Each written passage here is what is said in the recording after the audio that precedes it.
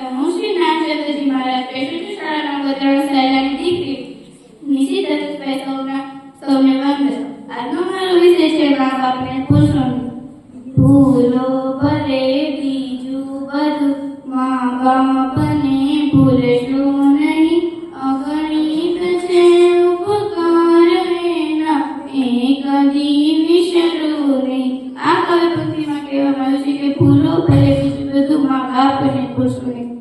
એમનો ઉપકાર એટલો બધો છે જે આપણે વિસરી શકતા નથી. આપણે એવું કહીએ છીએ કે ભગવાન આપણી બધી જગ્યાએ મદદ કરી શકતા નથી, તે માટે તેમણે માતા પિતાનું સર્જન કર્યું છે. આપણે જ્યારે નાના હોઈએ ત્યારે આપણા માતા પિતા આપણે આંગળી પકડીને ભગવાનના દર્શન કરાશે, અને જ્યારે આપણા મોટા થઈએ ને ત્યારે આપણે તેમને આંગળી પકડીને તેમને પુત્રાશ્રમ મૂકીએ છીએ. એક રસપ્રદ પ્રસંગ છે ભગવાન કાર્તિકેય અને ગણેશજી. એક વખત ભગવાન કાર્તિકેય અને ગણેશજી વચ્ચે પ્રતિયોગિતા થાય છે. ત્યારે ભગવાન કાર્તિકેય કહે કે જે પેલા આખા બ્રહ્માંડ પ્રદક્ષિણા કરે છે તે આપણા દેવતાનો વિજેતા બનશે. ગણેશજી કહે કે સારું. પછી પ્રતિયોગિતા શરૂ થઈ. ભગવાન કાર્તિકેય આખા બ્રહ્માંડની પ્રદક્ષિણા કરવા ગયા અને ભગવાન ગણેશજી તેના માતા પિતાની પ્રદક્ષિણા કરી. જ્યારે ભગવાન કાર્તિકેય આવ્યા ત્યારે તે કહે આ તો ખોટું છે. આપણી વાત થઈ હતી કે જે આખા બ્રહ્માંડની પ્રદક્ષિણા કરશે તે જ છે. ત્યારે ગણેશજી કહે કે આપણા માતા પિતાનામાં જ આખું બ્રહ્માંડ વસે છે. જો આપણે તેમની પ્રદક્ષિણા કરી તો તે કંઈ ખોટું નથી. હજી એક આવો પ્રસંગ છે. એક માતા અને દીકરો.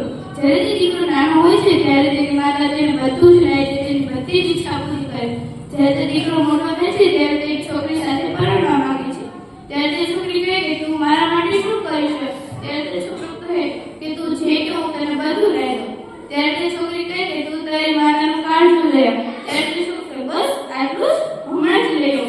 પછી રાત થઈ ત્યારે તેની માતા સૂઈ ગઈ. પછી તે છોકરો તેની માતાનું કાળજું કાઢીને તે છોકરી પાસે લે છે. જ્યારે તે આવતો હોય છે ત્યારે તેના પગમાં ઠેસ લાગે છે. ત્યારે તે હૃદયમાંથી અવાજ આવે છે, ઉભો રે દીકરા, તને કાંઈ થયું નથી ને? પછી તે કાળજું લઈને તે છોકરી પાસે જાય છે. જ્યારે તે છોકરી તે કાળજું જોવે છે ત્યારે તે આશ્ચર્યચકિત થઈ જાય છે અને તે છોકરાને કહે છે કે હવે હું તારી સાથે લગ્ન નહીં કરું.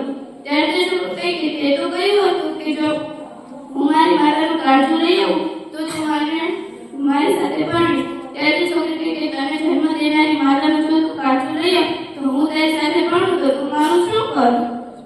એક આવી પંક્તિ છે, સંતાનથી સેવા જહો, સંતાન છો સેવા કરો, જેવું કરો તેવું ભરો, એ ભાવના ભૂલશો નહીં.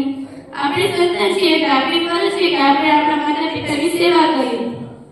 જો આપણે આપણા માતા પિતા સાથે જેવો